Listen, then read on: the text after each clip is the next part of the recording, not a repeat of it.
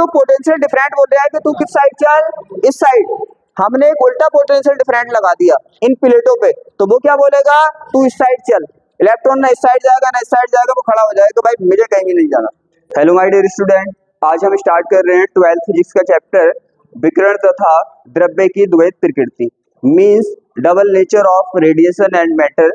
तो क्या है ये चैप्टर? बहुत छोटा चैप्टर, ज्यादा बड़ा चैप्टर नहीं है, लेकिन बोर्ड एग्जाम में 6 मार्क का पूछा जाता है। तो क्या है, हम एक्स्ट्रा है, एग्जाम से रिलेटिव नहीं है, एक्स्ट्रा पॉइंटों को इस टाइम पे नहीं करेंगे क्योंकि बोर्ड एग्जाम का टाइम ज्यादा नहीं है। हम वही क्वेश्चनों को करेंगे जो बोर्ड एग्जाम में आने वाले हो, एकदम इजी मेथड से करेंगे, आपको डायरेक्टली समझ आएगा। तो क्या है, ज्यादा टाइम वेस्ट नहीं करते हुए हम चैप्टर को क्या करते हैं, स्टार्ट करते हैं। पहला पॉइंट देखो, पहला पॉइंट क्या है, सबसे पहला है विकिरण अथवा प्रकाश की द्वैत प्रकृति।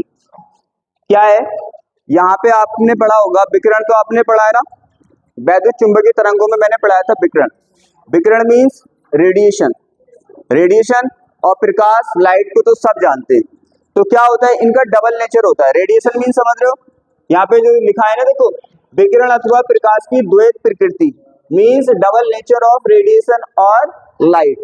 तो क्या है, रेडिएशन क्या होता है, रेडिएशन मींस तरंगे, तो सबको पता है ना, विकिरण तो सबको पता है। आपने क्या पढ़ा था फिजिक्स फर्स्ट में, पूरे का पूरा एक चैप्टर है विकिरण का, तरंगों का, है ना। तो यहाँ पे क्या है कि यहाँ पे बताया गया है, चाहे आप यहाँ पे जो मोस्टली बात करने वाले हैं, किसकी बात करने वाले हैं, हम लाइट की बात करने वाले हैं, प्रकाश की बात करने वाले हैं, क्योंकि रेडिएशन बहुत सारे होते हैं हमारे पास। तो क्या है, यहाँ पे अगर बात करें तो रेडिएशन का क्या होता है, डबल नेचर होता है। जैसे इंसान है, उसके 2 नेचर होते हैं, कभी वो झूठ ज्यादा बोलता है, कभी वो सच ज्यादा बोलता है। इसी तरह से डबल नेचर का मीन्स तो आपको पता है, नेचर तो सब जानते हैं ना, नेचर किसे कहते हैं। तो डबल नेचर का मीन्स यहाँ पे 2 नेचर रिप्रेजेंट शो करता है। ये कितने नेचर रिप्रेजेंट करता है, 2 नेचर। चाहे हम क्या बोले, क्या विकिरण और मोस्टली किसकी बात कर रहे हैं हम, प्रकाश की बात कर रहे हैं। किसकी बात कर रहे हैं, प्रकाश की यहाँ पे बात करने वाले, मींस किसकी, लाइट की। अब देखो क्या होता है, इसके 2 नेचर होते हैं। क्या होते हैं, 2 नेचर। 2 तरह का बिहेवियर ये रिप्रेजेंट करता है टाइम के हिसाब से, कंडीशन के हिसाब से। जैसे इंसान होता है ना, टर्मो कंडीशन के हिसाब से अलग अलग तरह का नेचर दिखाता है वो। जैसे स्कूल में है तो स्टूडेंट वाला नेचर रिप्रेजेंट करेगा, वहां पे घर आएगा तो फैमिली वाला नेचर रिप्रेजेंट करेगा। इसी तरह से यहाँ पे ये 2 तरह का नेचर रिप्रेजेंट करती है। ये जो हमारी विकिरण है, रेडिएशन है, मींस, ठीक है। अब देखो क्या है यहाँ पे, अब समझना है कौन से 2 नेचर होते हैं वो जो ये रिप्रेजेंट करती है। एक तो ये किसकी तरह व्यवहार करती है, तरंग की तरह। तरंग पढ़ा था आपने, पढ़ा था ना, मैंने पूरा चैप्टर पढ़ाया था, तरंग ऐसे चलती है ना। तो एक तो ये नेचर रिप्रेजेंट करती है तरंगों की तरह, कि ये तरंग की फॉर्म में चलते हैं, वेव की फॉर्म में चलते हैं। पहला नेचर हो गया क्या, कि ये वेव की तरह अपना बिहेवियर दिखाती है, रिप्रेजेंट करती है। दूसरा है ये पैकेट्स की फॉर्म में चलती है। किसके, एनर्जी के पैकेट्स, मींस ऊर्जा के मंडलों के रूप में चलती है, वंडलों के रूप में चलती है। इसको बोलते हैं हम फोटोन। क्या बोलते हैं इसको, फोटोन। हिंदी में भी फोटोन बोलते हैं, इंग्लिश में भी क्या बोलते हैं, फोटोन ही बोलते हैं। यहाँ पे कोई दिक्कत, समझ आ गया ना। इसके 2 नेचर कैसे हैं, एक तो ये तरंग की तरह बिहेवियर करता है और एक फोटोन की तरह। मींस ये हुआ यहाँ पे कि ये जो हमारा प्रकाश है, मैंने बोला ना यहाँ पे मोस्टली हम प्रकाश की बात करेंगे, है, वैसे कोई भी हमारी रेडिएशन है, सब में ये आता है। तो क्या होगा, यहाँ पे क्या है, यहाँ पे जो हमारी रेडिएशन है वो 2 तरह से परफॉर्मेंस दिखा रही है। क्या, एक तो वो तरंग की तरह चल रही है और एक वो ऊर्जा के पैकेटों के फॉर्म में चलती है। इसे ही बोलते हैं उसका डबल नेचर। समझ आया क्या, देखो विकिरण क्या है, विकिरण प्रकाश तरंग तथा कण दोनों की तरह व्यवहार करता है। विकिरण अथवा प्रकाश की इस प्रकृति को उसकी द्वैत प्रकृति कहते हैं, डबल नेचर। अब ये बोल रहा कण बोल रहा है ना, पार्टिकल तो सबको पता है, पार्टिकल किसे कहते हैं, मींस उसने बोला है, देखो radiation light we haves like both a wave and a particle, this nature of radiation और light is called its double nature. Double nature. अब देखो यहाँ पे क्या कण किसको बोला है, यहाँ पे जो फोटोन है ये छोटे छोटे, बहुत छोटे छोटे, आपको पता है बड़े को तो पार्टिकल कण नहीं बोल सकते हम, छोटे छोटे जो होते हैं उनको पार्टिकल बोलते हैं, कण बोलते हैं। तो फोटोन क्या है, एक कण की तरह है, बहुत छोटे हैं, और क्या होती है इसमें एनर्जी, ऊर्जा होती है। किसी को कोई दिक्कत? आपने पढ़ा था, मैंने पढ़ाया था आपको कि जो तरंग होती है इसकी आवृत्ति होती है, आवृत्ति होती है, फ्रीक्वेंसी होती है। अरे पढ़ाया नहीं था, फ्रीक्वेंसी होती है इसकी, होती है ना, फ्रीक्वेंसी भी इसकी होती है। और मैंने बोला था क्या होती है, एक तरंग दैर्ध्य भी तो होती है ना इसकी, जो कहाँ होता है, जैसे निकाला था यहाँ पे, तो बस नॉर्मली बताऊंगा मैं, हमने निकाला था कि इसकी लैम्डा तरंग दैर्ध्य भी होती है। ये दोनों पढ़े थे हमने, पढ़े थे। अब हम चाह रहे हैं कि हम किसी फोटोन की एनर्जी, आपको पता है फोटोन क्या है, फोटोन एक एनर्जी का पैकेट है, जैसे पार्ले जी का पैकेट, तो उसके अंदर पार्ले जी होंगे, सीधी सी बात है। किसी चीज का पैकेट, चिप्स का पैकेट, तो उसके अंदर चिप्स होंगे। तो यहाँ पे ऊर्जा के पैकेट है, तो इसके अंदर क्या होगी, ऊर्जा होगी, एनर्जी होगी। अब हम चाह रहे हैं कि भाई इसकी एनर्जी को हम कैसे रिप्रेजेंट करेंगे, कैसे दिखाएंगे कि इसके अंदर कितनी एनर्जी है। तो इसका फॉर्मूला सीधी सी बात है, यहाँ पे होता है E is equal to h mu. इससे हम किसी की भी क्या निकाल सकते हैं, एनर्जी निकाल सकते हैं। हमें क्या पता होगा, एच तो आपको पता है प्लांक कांस्टेंट होता है, प्लांक नियतांक होता है। हमें अगर उसकी आवृत्ति पता है तो हम बता सकते हैं कि इस फोटोन के अंदर, इस पैकेट के अंदर कितनी एनर्जी भरी है। किसी को कोई दिक्कत? आगे क्या है, आपको पता है म्यू का एक फॉर्मूला होता है, ये सब पढ़ा चुका हूँ, यहाँ पे रिपीट कर रहे हैं बस। म्यू का एक फॉर्मूला होता है सी अपॉन लैम्डा। तो क्या हम म्यू की जगह सी अपॉन लैम्डा रख सकते हैं इस फॉर्मूले में? जब आप यहाँ पे इसको रखोगे तो क्या आएगा अपना एच सी अपॉन लैम्डा। तो हम दो तरह से इसकी एनर्जी को रिप्रेजेंट कर सकते हैं। जैसे बोला कि ये फोटोन है हमारा, इसकी आवृत्ति इतनी है, बताइए कितनी एनर्जी होगी फोटोन की, तो आप इसको निकाल सकते हैं। उसने बोला इसकी तरंग दैर्ध्य इतनी है, तो आप बताइए क्या होगा, तो आप निकाल सकते हैं। तो दोनों फॉर्मूलों को आपको अच्छे से समझना है। ये एंड बात समझ आई? डबल नेचर समझ आया? डबल नेचर क्या होता है, द्वैत प्रकृति क्या होती है, तरंग की तरह भी काम कर रहा है ये, और कण की तरह फोटोन के फॉर्म में भी काम कर रहा है। इसी को बोलते हैं डबल नेचर। एनर्जी अगर चाहिए हमारी तो हम इस तरह से निकाल सकते हैं। किसी को दिक्कत, डाउट नहीं ना?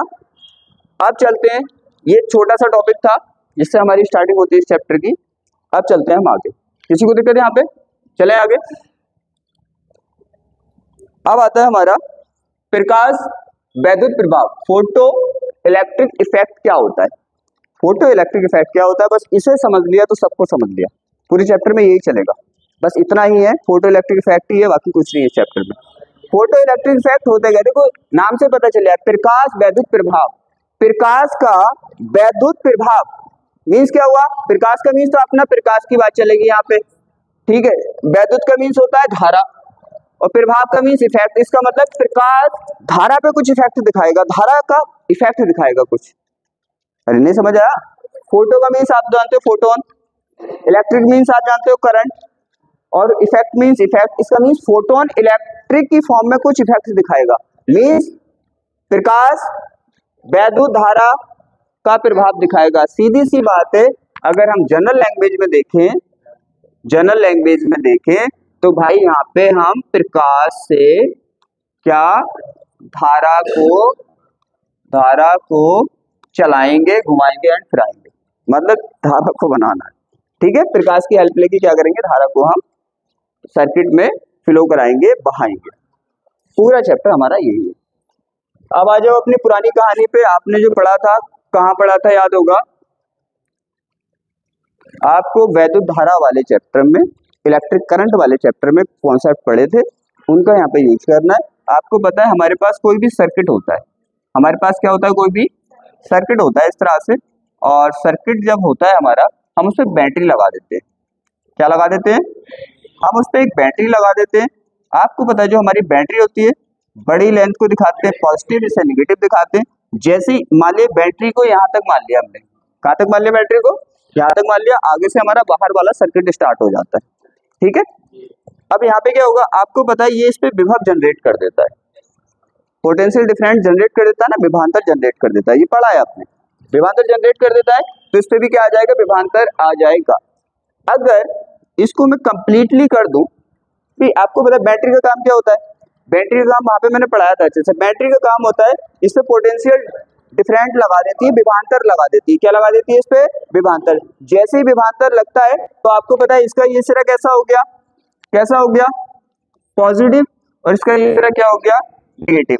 अब विभवांतर डिफरेंट पोटेंशियल डिफरेंट की वजह से, विभवांतर की वजह से आपको पता है इस सिरे से इलेक्ट्रॉन ऐसे जाना स्टार्ट करेंगे और फिर इस तरह से घूमते रहेंगे।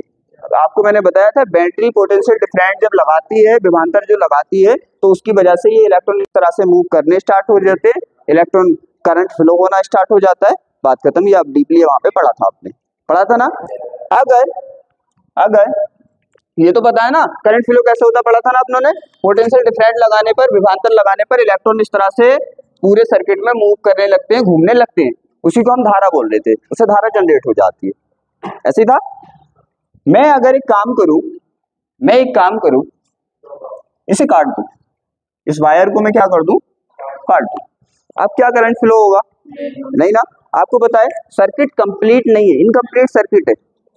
जैसे मान लो कि वायर से आप करंट किसी में भेज रहे हो, वायर बीच में से काट दिया, तो करंट फ्लो होगा क्या?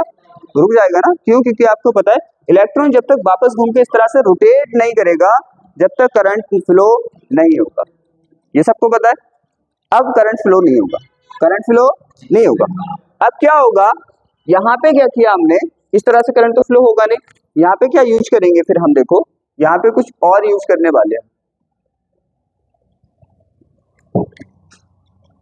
यहाँ पे हम ये यूज करने वाले, जैसे ही आपने यहाँ पे क्या किया, इसको ऐसे कट कर दिया, करंट तो फ्लो अब नहीं होगा।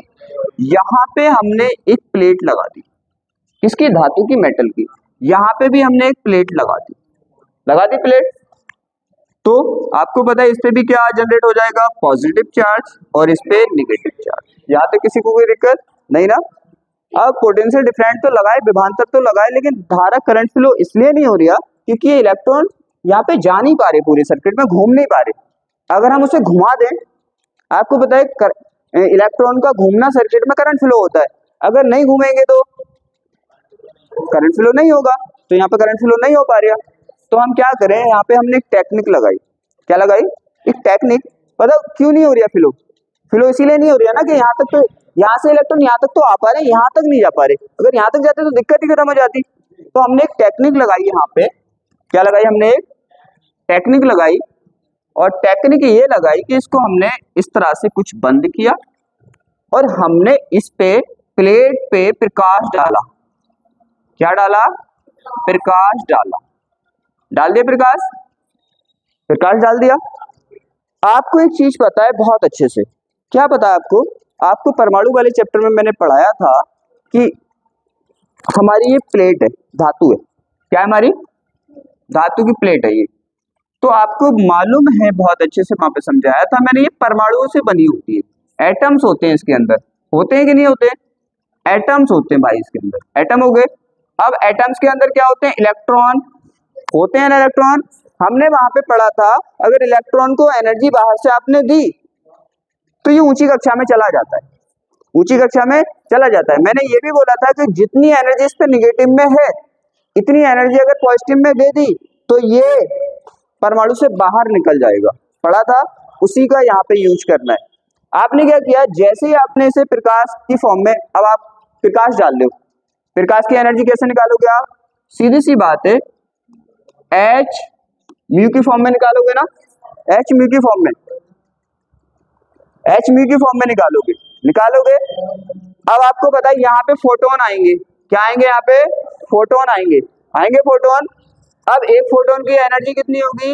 एच म्यू होगी। अब माना इसके अंदर इलेक्ट्रॉन है। क्या है इसके अंदर? इलेक्ट्रॉन। और ये इसने एनर्जी अपनी एक इलेक्ट्रॉन को दे दी। अब आपको पता है वो इलेक्ट्रॉन एनर्जी लेके प्लेट से क्या कर जाएगा? बाहर निकल जाएगा। जैसे ही क्या होगा, ये आपने परमाणु वाले चैप्टर में पढ़ा था, अगर किसी इलेक्ट्रॉन को एनर्जी दे दी आपने, एक्स्ट्रा एनर्जी दे दी, तो क्या होता है, वो उसे लेके उससे परमाणु से बाहर निकल जाता है। तो ये बाहर निकलेगा। अब जैसे ये बाहर निकलेगा, आप समझो यहाँ पे धारा करंट फ्लो होना स्टार्ट हो जाएगा। आप प्रकाश डालते रहेंगे और यहाँ से इलेक्ट्रॉन निकलना स्टार्ट हो जाएंगे। जब इलेक्ट्रॉन निकलेंगे तो यहाँ पे पहुंच जाएंगे ना। देखो इलेक्ट्रॉन निकले, अब आपको पता है करंट फ्लो इसलिए नहीं हो रहा था क्योंकि इलेक्ट्रॉन यहाँ से यहाँ पे नहीं जा पा रहे थे, यहाँ से यहाँ तक तो आ रहे थे लेकिन यहाँ पे नहीं जा पा रहे थे। जैसे ही हमने यहाँ पे प्रकाश डाला तो इलेक्ट्रॉन यहाँ पे जाना स्टार्ट हो गए। अब आपको पता है लगातार घूमते रहेंगे। अब क्या हुआ, देखो फोटोन डालने से, प्रकाश डालने से क्या धारा नहीं हुई? फोटोन नहीं डालने से प्रकाश बंद कर दो धारा बंद हो जाएगी, प्रकाश डालोगे धारा करंट फ्लो होगा। तो इसी को बोलते हैं फोटो इलेक्ट्रिक इफेक्ट। देखो फोटो मींस प्रकाश का यूज करके हम धारा बाहर है ना, करंट बाहर है ना, इसी को फोटो इलेक्ट्रिक इफेक्ट बोलते हैं। शायद सिंपल सी चीज है क्योंकि यहाँ पे परमाणु वाले चैप्टर, एटम वाले चैप्टर का यहाँ पे कॉन्सेप्ट लगाया हमने, वो आपको पता है, सिंपल सी बात है। क्लियर? तो इसे कहते हैं फोटो इलेक्ट्रिक इफेक्ट। क्या कर रहे हो आप देखो प्रकाश डाल रहे हो, फिर फोटो इलेक्ट्रिक इफेक्ट में क्या कर रहे हो आप प्रकाश डाल रहे हो, क्या डाल रहे हो आप? प्रकाश डाल रहे हो, और प्रकाश डालने से क्या धातु की प्लेट से क्या हो रहा है? धातु की प्लेट से इलेक्ट्रॉन उत्सर्जित हो रहे हैं ना, बाहर निकल रहे हैं ना, उसी को क्या बोलते हैं हम? फोटो इलेक्ट्रिक इफेक्ट मींस प्रकाश वैद्युत प्रभाव। इतनी सिंपल सी बात है, अब तो समझ आ गया होगा। देखो क्या, प्रकाश विकिरणों के प्रभाव से धातु से इलेक्ट्रॉन का उत्सर्जन की घटना को प्रकाश वैद्युत अथवा प्रकाश वैद्युत उत्सर्जन कहते हैं। समझ चुके हैं आप? यही तो काम कर रहे हैं यहाँ पे। क्या कर रहे हैं? देखो विकिरण डाल रहे हैं प्रकाश की, और धातु से क्या निकल रहे हैं? इलेक्ट्रॉन उत्सर्जित हो रहे हैं, निकल रहे हैं, और इसी को क्या हम बोलते हैं? Photo electric effect. मींस क्या होगा यहाँ पे?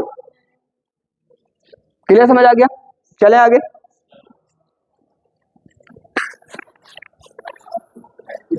हाँ, मुझे एक चीज और बतानी है यहाँ पे, एक बताना है कि अब आता है इसका, ये तो हमारा क्या करने वाले वो हो गया। आप देखो यहाँ पे क्या होगा, एक यहीं पे समझ लो उस पॉइंट को भी, उस पॉइंट को भी यहीं पे समझ लो।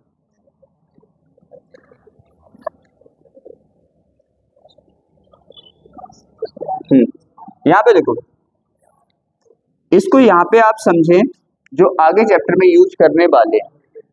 क्या यहाँ पे देखो क्या है, यहाँ पे क्या है? परमाणु है?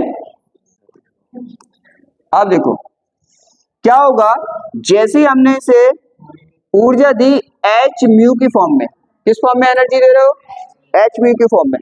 तो एच म्यू की फॉर्म में से एनर्जी मिली ना, तो कुछ एनर्जी क्या करेगा? आपको पता है ये जब मेटल से धातु से बाहर तक आएगा तो कुछ उसमें भी तो खर्च हो जाएगी। जैसे मान लो आप भीड़ के अंदर फंसे हुए हैं, उससे बाहर निकलेंगे आप, तो कुछ तो एनर्जी उन्हें बचा के बाहर निकलने में खर्च हो जाएगी, उसके बाद आप भागेंगे। यहाँ पे भी ऐसे होगा, पहले तो ये धातु के अंदर से जब बाहर तक आएगा तो यहाँ तक इसे एनर्जी खर्च होगी, इसका मीन्स कार्य करना पड़ेगा। अरे आप सोचो भीड़ को बचा के आओगे तो आपको काम नहीं करना पड़ेगा, कार्य करना पड़ेगा ना, वर्क करना पड़ेगा। तो इसी तरह से ये जब अंदर से धातु से बाहर तक आएगा, यहाँ तक इसकी सतह तक, सरफेस तक, तो यहाँ पे इसे ऊर्जा लगेगी, खर्च होगी, मीन्स यहाँ से यहाँ तक इसे कार्य करना पड़ेगा। तो जो दी गई एनर्जी है कुछ तो कार्य में खर्च हो जाएगी, और बाकी जब यहाँ पे आ जाएगा तो फिर ये भागना स्टार्ट कर देगा। तो इसका मीन्स जो एनर्जी मिल रही है वो दो फॉर्म में खर्च कर रही है।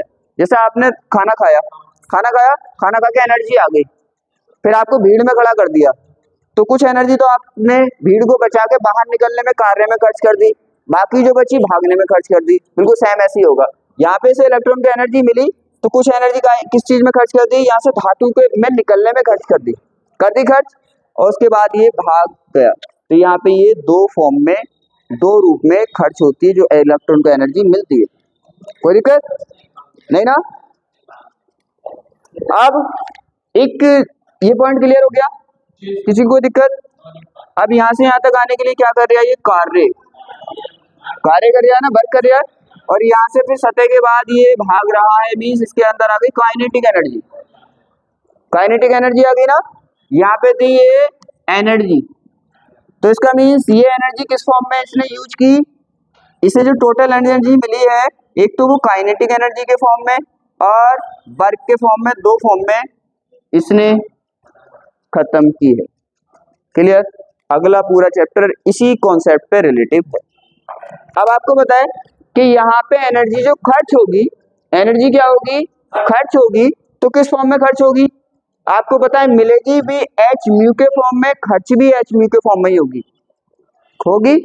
अब यहां से आपका म्यू म्यू म्यू फ्रीक्वेंसी, आवृत्ति, तो यहां तक समझ आया। तो यहां से यहां तक एनर्जी खर्च होगी, क्या होगी, एनर्जी खर्च होगी, तो वो भी किस फॉर्म में खर्च होगी, एच म्यू की फॉर्म में। तो यहां से यहां तक जो एनर्जी लगती है उसको हम दिखाते हैं एच म्यू नॉट की फॉर्म में, क्योंकि आपको पता है दिखाना किस में, आपको दिखाना तो म्यू की फॉर्म में ही है ना, ठीक है, बोल रहा हूं ना। यहाँ पे कोई दिक्कत। अब आप बोलेंगे यहाँ पे तो म्यू था, यहाँ पे मी नॉट क्यों है, मी नॉट इसलिए है कि ये हम इसको म्यू नॉट का मीन्स ये हुआ कि यहाँ पे एच म्यू नॉट के बराबर एनर्जी इसे कार्य में खर्च कर दी। इसका मीन्स ये होगा कि यहाँ पे जो तरंग आ रही है उसको म्यू नॉट के बराबर तो एनर्जी किस में चाहिए, इसे कार्य में चाहिए, बाकी ये क्या करेगा, इससे निकलने में भागने में खर्च कर देगा। और इसी को बोलते हैं क्या, देहली आवृत्ति। भाई इतनी आवृत्ति तो इसे किस में चाहिए, कार्य करने के लिए, निकलने के लिए चाहिए ना।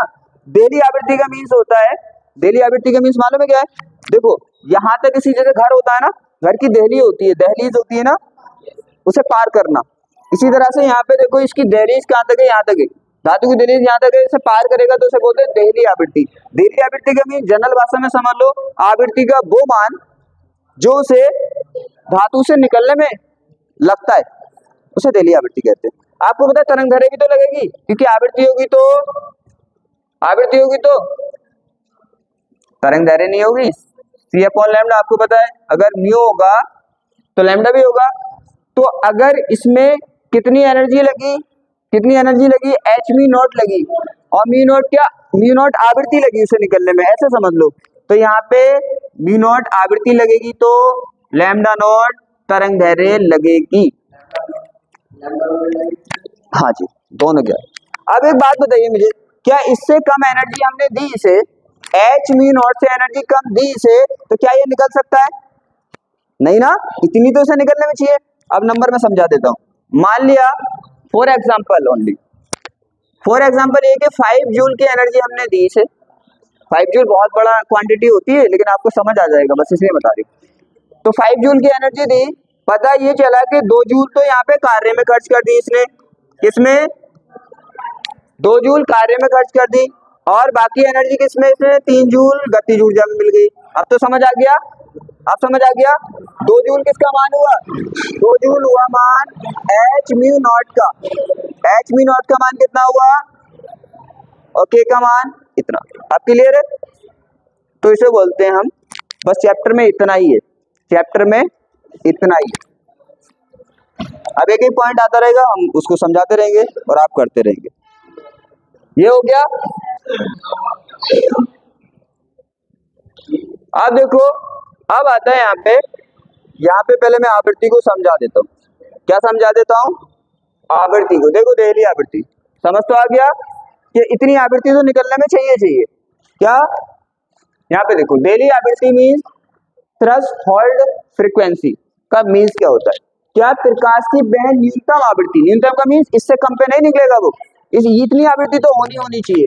तो प्रकाश की वह न्यूनतम आवृत्ति जिसके कारण किसी धातु के पृष्ठ से प्रकाश इलेक्ट्रॉन का उत्सर्जन होने लगता है, उस आवृत्ति को देहली आवृत्ति कहते हैं। मैंने अभी समझाया था कि इतनी आवृत्ति पे तो उत्सर्जन हो जाएगा, इससे कम होगा तो उत्सर्जन नहीं होगा, इसी को देहली आवृत्ति बोलते हैं। Means the minimum frequency of light due to which light electrons start getting emitted from a metal surface is called the threshold frequency. Clear, समझ आ गया, इतनी आवृत्ति उसे चाहिए, फ्रीक्वेंसी चाहिए। आगे ये छोटी छोटी, यहाँ चैप्टर से ही छोटी छोटी डेफिनेशन आने का बड़ा चांस रहता है, छोटी डेफिनेशन आने का इससे।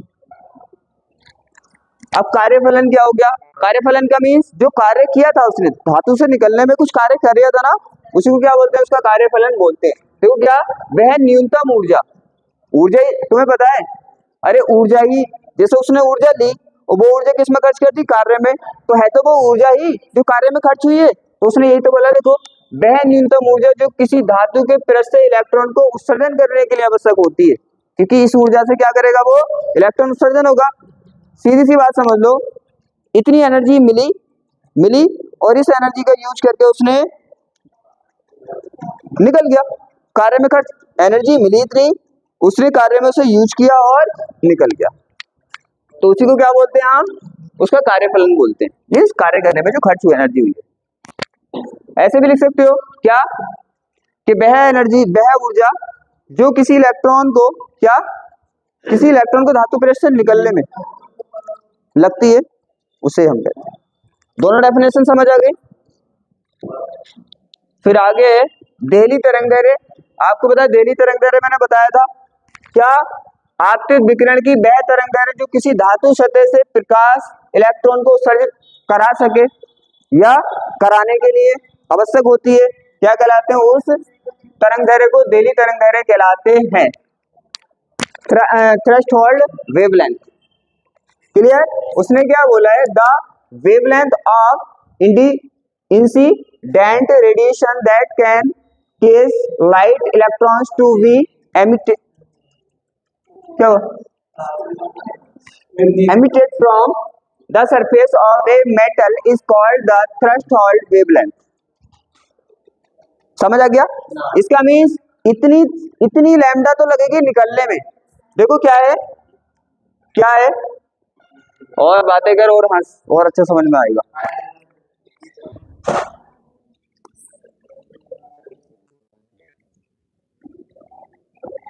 देखो यहाँ पे यही तो बताया था मैंने कि यहाँ से इलेक्ट्रॉन है ये, तो यहाँ से यहाँ तक इसे निकालने के लिए लैम्डा तरंगदैर्घ्य लग रही है।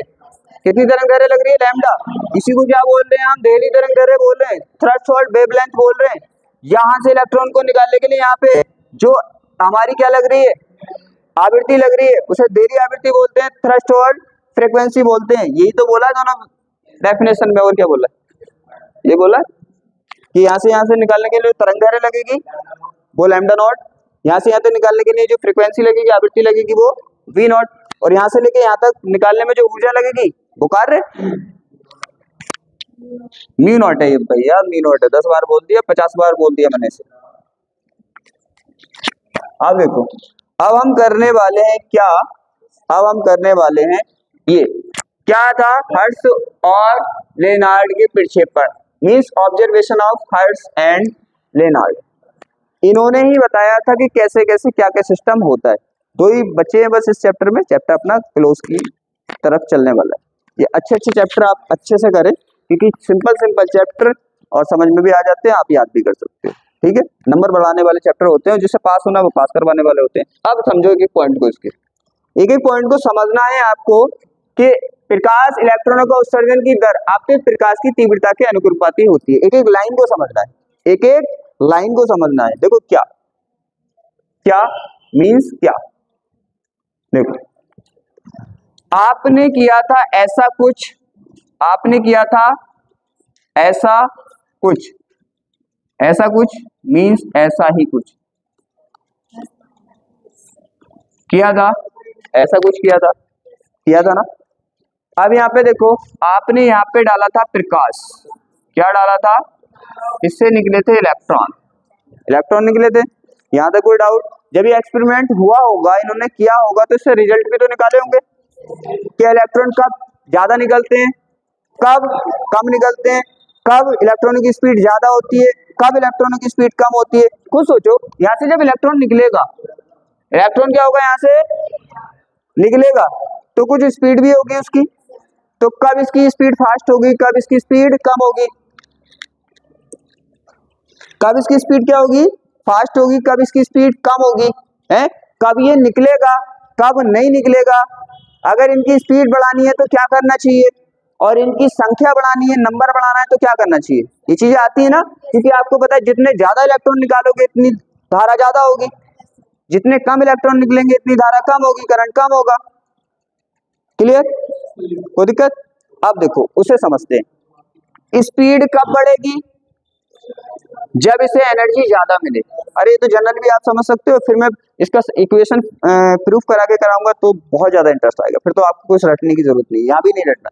कुछ सोचो, यहाँ पे इलेक्ट्रॉन निकल रहा है, इलेक्ट्रॉन निकल रहा है, निकल के ये भागेगा, इलेक्ट्रॉन निकलेगा और निकल के भागेगा। अब मुझे बताइए आप कब फास्टली भागेंगे, जब आपको एनर्जी ज्यादा मिली हो, एनर्जी ज्यादा मिली हो। इसका मीन्स क्या है, जो फोटोन है उसकी एनर्जी ज्यादा होनी चाहिए, जो आपके आने वाला फोटोन है, आने वाला जो प्रकाश है उसकी क्या होनी चाहिए, ऊर्जा ज्यादा होनी चाहिए।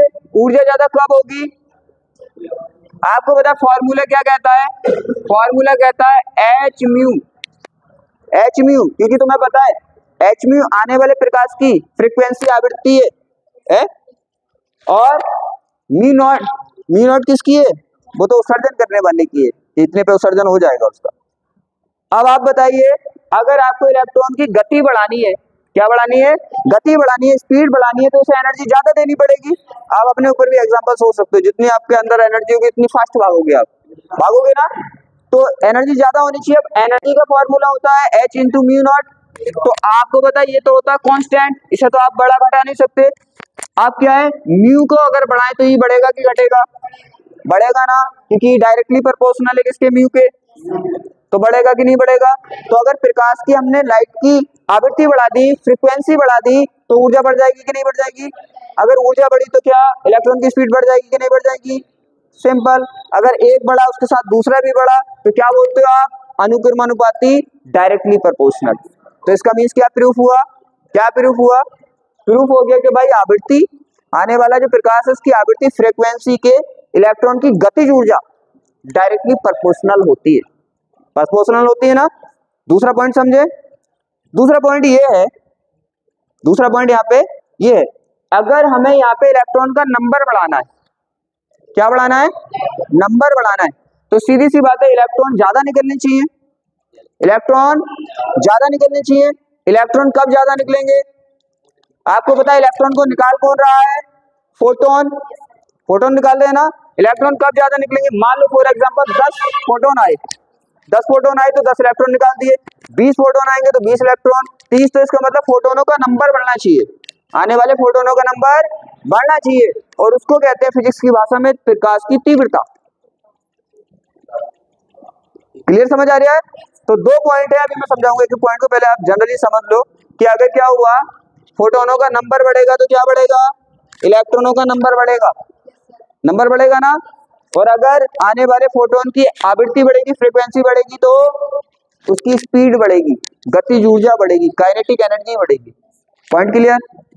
अब देखो आप करेंगे, अब देखिए क्या, प्रकाश इलेक्ट्रॉनों के उत्सर्जन की दर आपतित प्रकाश की तीव्रता के अनुपाती होती है ना, जितनी तीव्रता ज्यादा होगी इतने इलेक्ट्रॉन ज्यादा उत्सर्जित होंगे ना। तो यहाँ पे ये बोला देखो, the rate of the emission of photo electrons is क्या है, proportional to the intensity of the, intensity of, double कर दिया क्या, इंटेंसिटी ऑफ लाइट, ठीक है, डायरेक्टली क्या है, प्रोपोर्शनल है इंटेंसिटी ऑफ लाइट की। क्लियर, पहला पॉइंट समझ आ गया ना।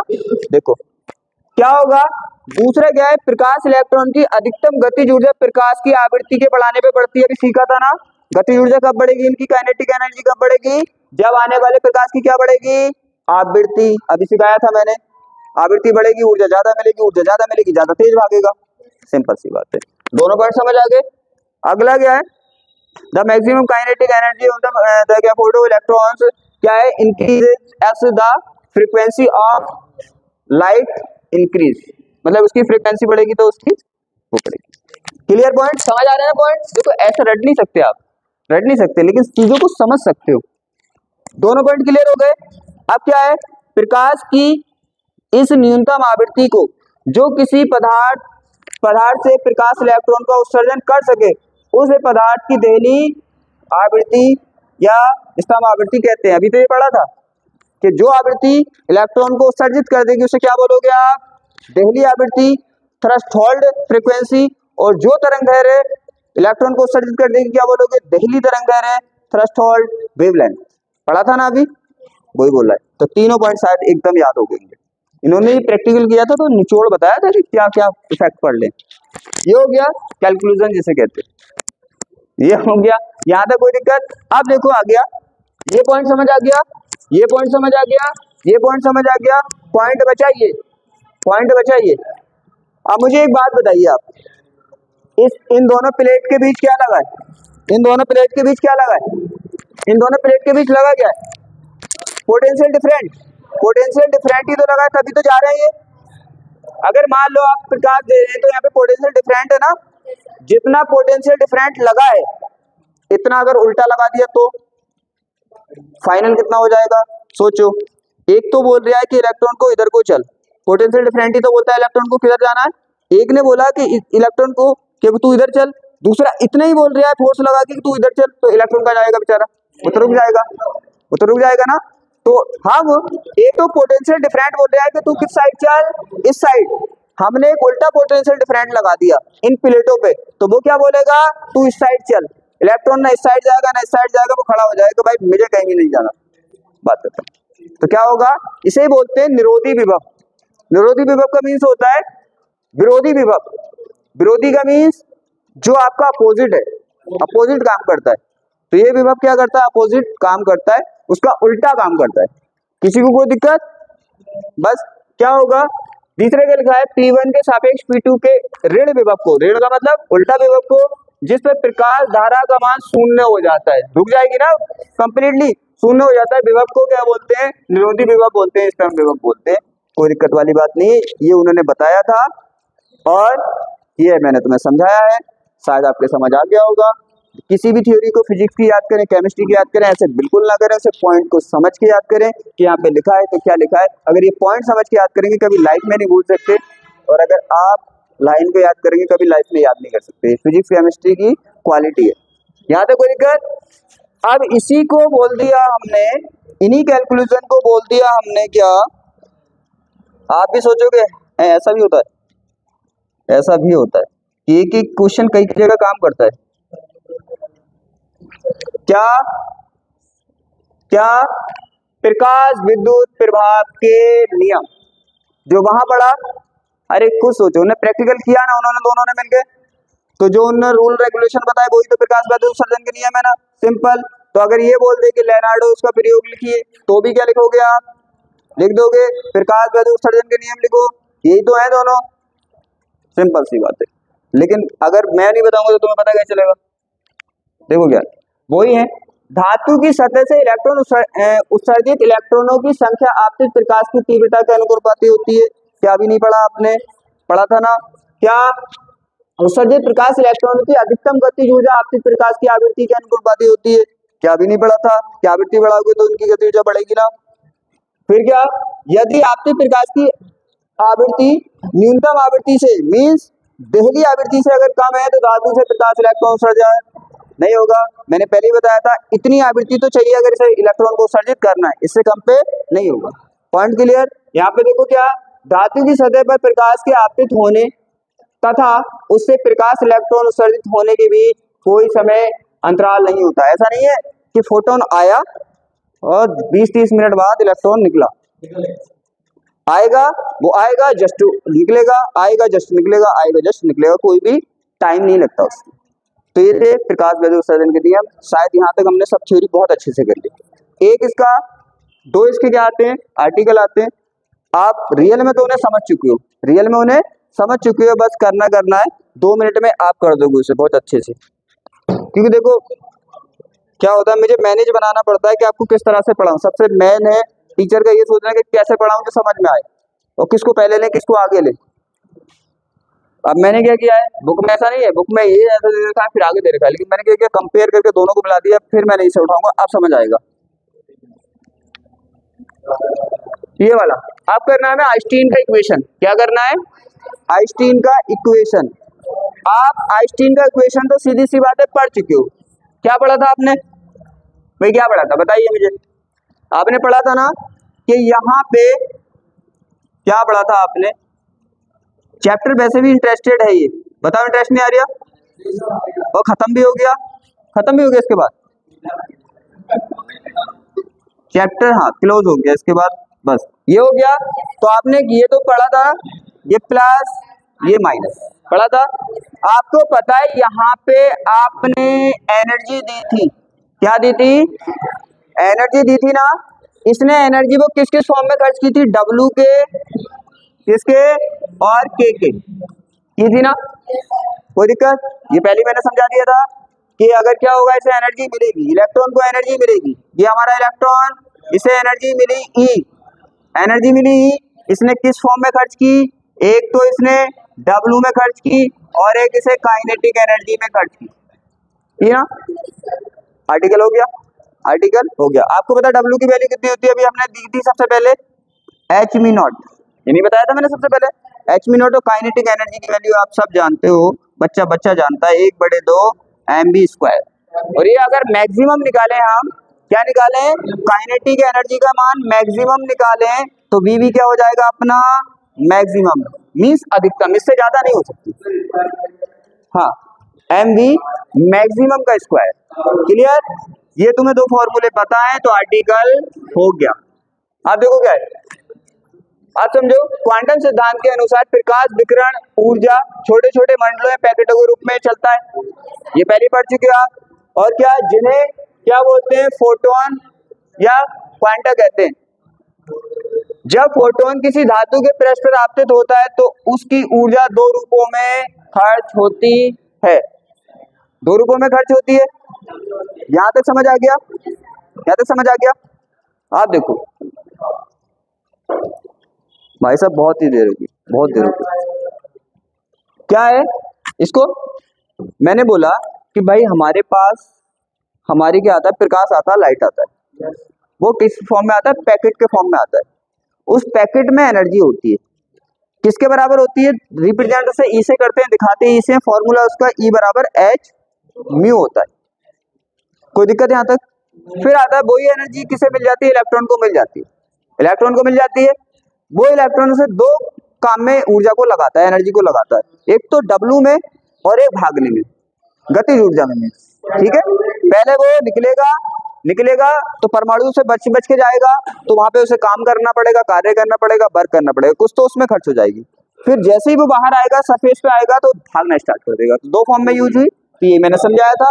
ये थी किसकी, फोटोन की एनर्जी। देखो फोटोन आया ना, क्या आया, फोटोन आया, और फोटोन ने इलेक्ट्रॉन को एनर्जी दी, इलेक्ट्रॉन ने कुछ तो निकलने में खर्च कर दी और फिर भागने लगा। क्लियर, यही लिखा है। चले आगे, ये तो समझ आ गया। देखो किसके रूप में, कार्यफलन के रूप में, किसके रूप में, कार्यफलन के रूप में, अस ए वर्क फंक्शन, वर्क में खर्च कर देगा, कर देगा ना, कर देगा ना। देखो क्या, और शेष ऊर्जा इलेक्ट्रॉन को गति प्रदान करने में, दूसरी किस में लिख जाएगी, गति में। सिंपल सी बात है, ये तो तुम जानते हो, कितने प्यारे वाला को तुम। W बराबर क्या होगा, एच मी नॉट, और काइनेटिक एनर्जी कितनी होगी, मैंने बोला मैक्सिमम, इसको बोलोगे तो क्या आएगा, 1/2 mv मैक्सिमम का स्क्वायर, ये हो गया।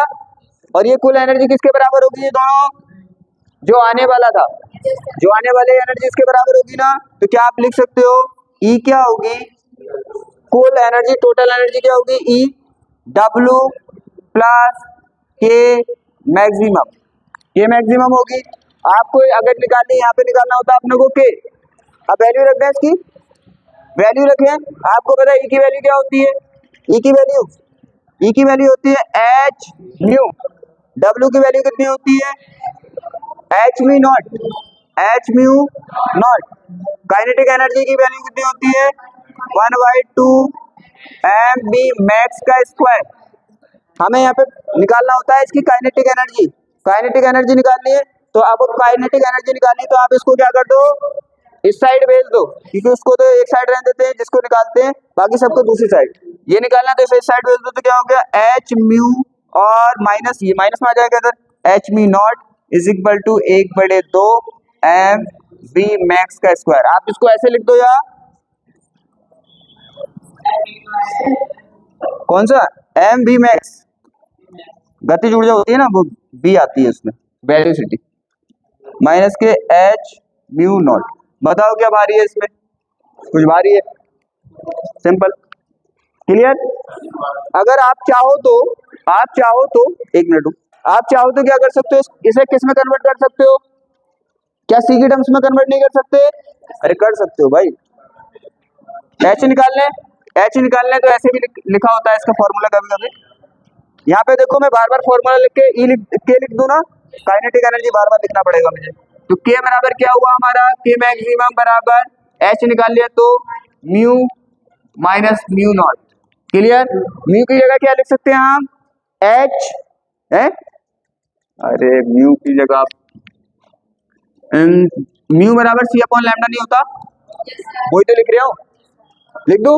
अब आप लेंगे म्यू लेंगे तो लैम्डा लेंगे, म्यू नॉट लेंगे तो लैम्डा नॉट लेंगे, ये मैंने बता दिया पहले। तो यहाँ पे क्या ले लें हम, क्या ले लें हम, सी अपॉन लैम्डा और सी अपॉन लैम्डा नॉट। तो क्या एक चीज और कॉमन आ रही है, यहाँ पे सी कॉमन आ रही है ना, तो 1 बाई लैम्डा माइनस के 1 बाई लैम्डा नॉट।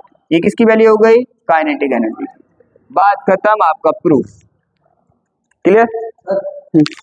बताओ एक बार क्या किया है भाई हमने, ये मैंने कई बार बता दिया कि जो एनर्जी जो कार्य था वो कार्य इतना कर लेगा, ये जो कार्य करेगा इलेक्ट्रॉन वो इतना करेगा, और बाकी ऊर्जा से गतिज ऊर्जा की फॉर्म में मिल जाएगी, काइनेटिक एनर्जी की इतनी मिल जाएगी। अब जो आने वाली टोटल एनर्जी थी वो किस में बढ़ गई, डब्ल्यू में और काइनेटिक एनर्जी में। फिर आगे को हमने कुछ नहीं किया, बस इसके फॉर्मूले में इसकी वैल्यू लगा दी। ई की वैल्यू कितनी होती है, एच म्यू होती है, डब्ल्यू की वैल्यू एच म्यू नॉट होती है, और काइनेटिक मैक्सिमम की वैल्यू 1/2 mv² होती है। बाकी कुछ नहीं किया है हमने, बस हमने इसकी वैल्यू निकाली है तो इसको इधर लेके आए हैं। और आप कॉमन वॉमन लेना, ये तो बच्चों वाले खेल है।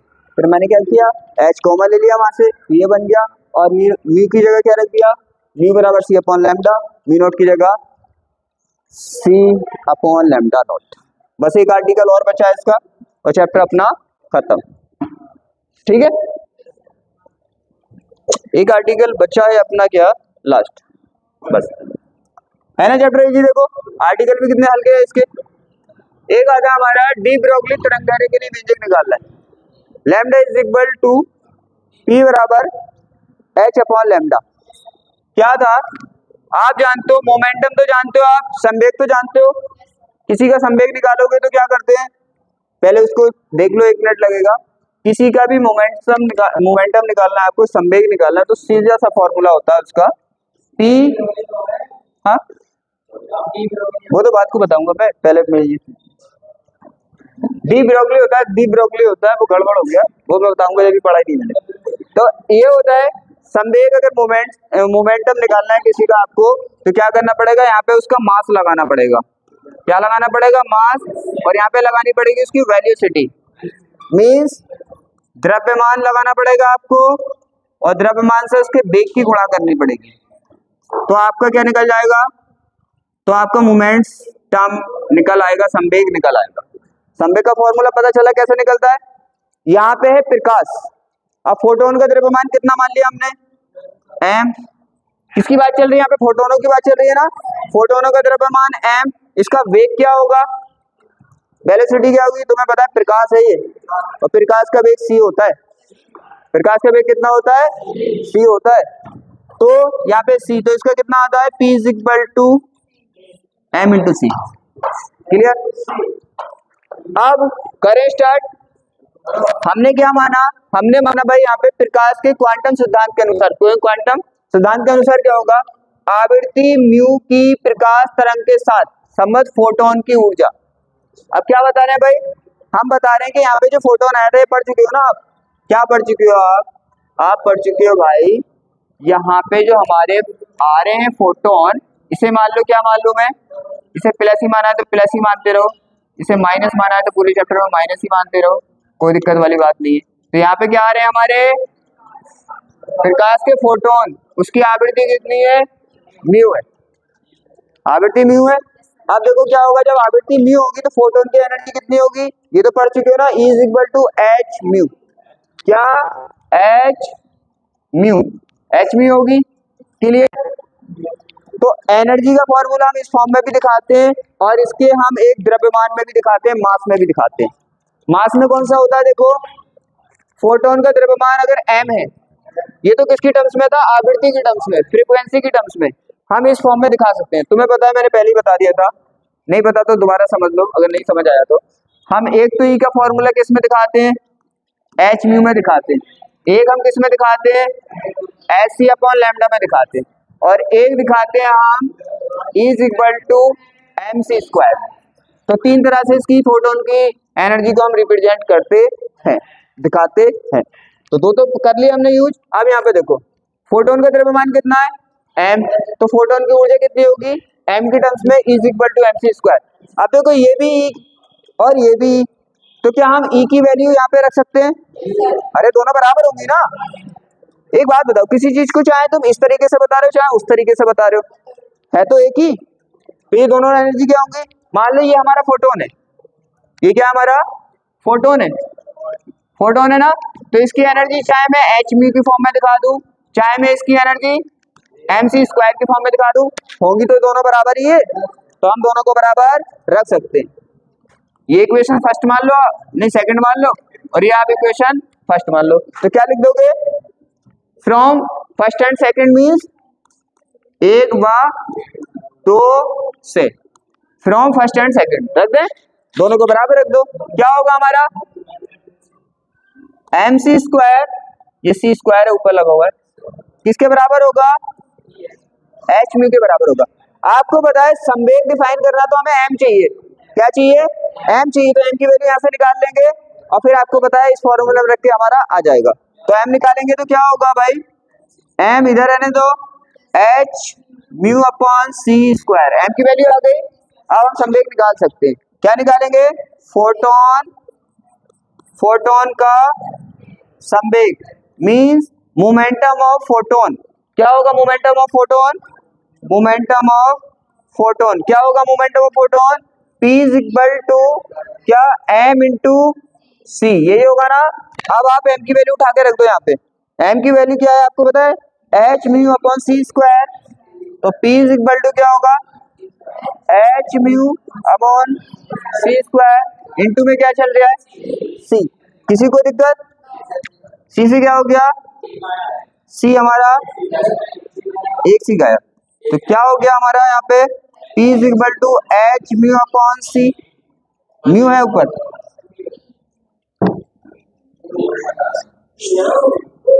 म्यू है ना। किसी को यहाँ तक दिक्कत? आपको एक पता है एक इक्वेशन और, म्यू बराबर क्या होता है? क्या c अपॉन लैम्डा नहीं होता? c अपॉन लैम्डा होता है, क्योंकि यहाँ पे शॉर्ट में, यहाँ पे हम साइड में लिख देंगे म्यू इज इक्वल टू क्या होता है? c upon lambda. तो क्या मैं इसकी जगह लिख सकता हूँ c अपॉन लैम्डा? तो क्या होगा? h अपना c चल रहा है और इसकी जगह क्या रख देंगे? c upon lambda. तो c से c गया तो p बराबर क्या आ गया? h अपॉन लैम्डा, और ये हमारा प्रूफ होता हुआ h अपॉन लैम्डा। और इसी के साथ क्या हमारा चैप्टर क्लोज हो गया। जितने भी इसके इंपॉर्टेंट क्वेश्चन थे हमने सब कर लिए। ठीक है, आज की क्लास को हम यहीं पे क्लोज करते हैं।